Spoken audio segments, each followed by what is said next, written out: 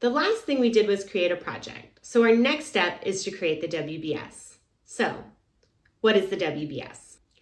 WBS stands for Work Breakdown Structure. The work breakdown structure is a hierarchical decomposition of our project's scope of work.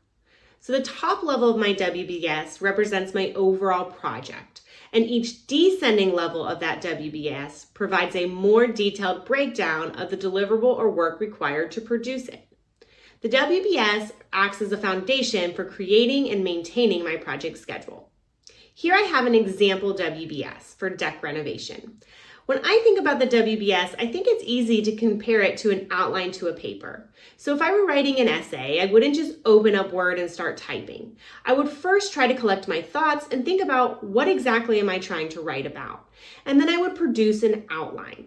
I'm going to do the same thing with my project. So here I have an outline to my project for a deck renovation. My overall project is to renovate the deck. I've broken that overall scope of work down to design, procurement, construction, and closeout work.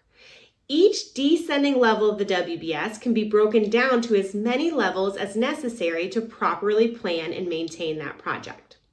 So for construction, I've decided to break that down further to demolition work, structure, and finishes.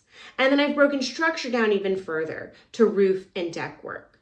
So this WBS represents all of the work that I need to do to renovate my deck. The WBS should abide by a 100% rule, which means all of the work that's going on in the project should be represented in the WBS. And so when I roll that WBS up to the top level, it's representative of 100% of our project work. Later on, activities are going to be inserted into the WBS. So activities are going to be added to those work packages, which provide the details for our schedule, our resources, and our cost.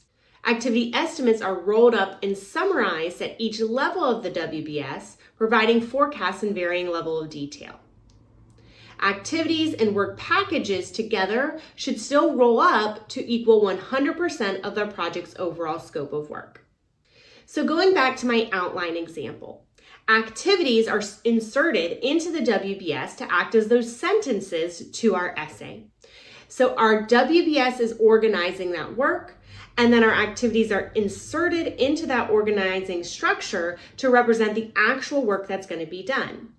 Activities hold our estimates for durations, how long that work is going to take, resources, who's going to be doing that work, and cost. How much is that work going to cost?